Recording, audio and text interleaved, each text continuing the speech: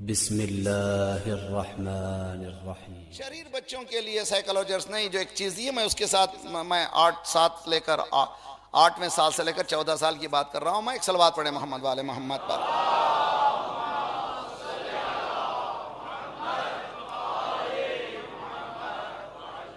मालूम मैं बहुत ही गौर से सुन रहे हैं, मगर सलवात अच्छी तरह से पढ़ दे मोहम्मद वाले।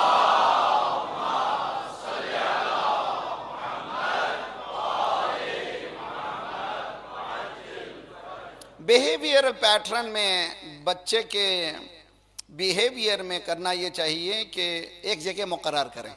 मसलन देखा बच्चा कंट्रोल से बाहर जा रहा है, कंट्रोल में नहीं आ रहा, और आपने उसको बिठा के समझाया फिक्री तौर पर, मगर वो होता ही नहीं है। मसलन मैं एक मिसाल देता हूँ। मैं पढ़ाते हुए मैं निगाहों से कंट्रोल करता था मैं अपने क्लासेस को। मुझे मेंबर से ज़्यादा ब्लैक बोर्ड पर मज़ा आता है, इसलिए कि बच्चों को टीच करने में मज़ा आता है, इसलिए कि सफ़ेद कागज़ हैं, उन पे जो चाहे लिखे। इसके माने नहीं कि आप लोग बदल नहीं सकते, आप लोग भी इरादा करें तो बदल सकते हैं, लेकिन बच्चों पर बहुत आसानी से।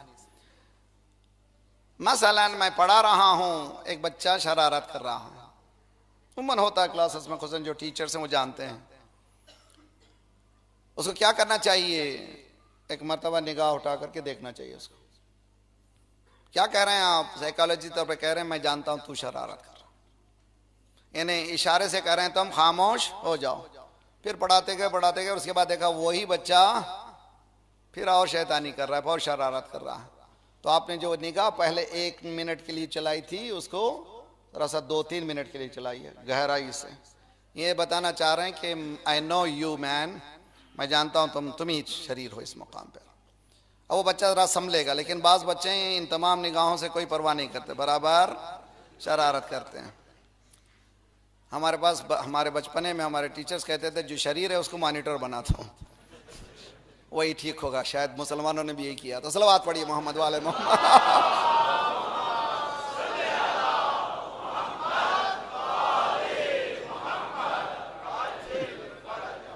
तो अजीज़ान गिरामी, तो क्या करना चाहिए इन बच्चों को? जब देखा बच्चा मुसलसल क्लास में शरारत कर रहा है, ये माँ बाप के लिए बेहतरीन चीज़ है। 4 बच्चे हैं, उनमें से एक बच्चा, अब मैंने 1 सेकंड पहले देखा था, बाद में वो सेकंड को 4-5 कर दिया, बता दिया कि you are the culprit, you are the black sheep, I know you, मुझे मालूम है तुम ही हो। लेकिन फिर भी वो शरारत कर रहा, तो क्या करना चाहिए? उसके बाद उसको उठा करके बाजू बिठा लेना चाहिए।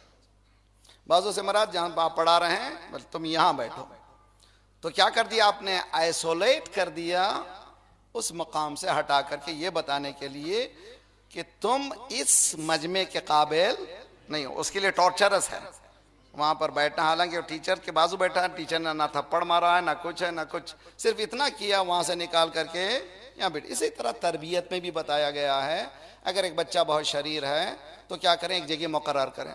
बाज़ ने कारपेट कहा, कोई एक ऐसा चीज़ जैसे एक रेड कारपेट की तरह से एक छोटी सी चीज़ लगा दें। अगर शरारत किया तो बिठो, बेटा इधर आओ, यहाँ बैठो।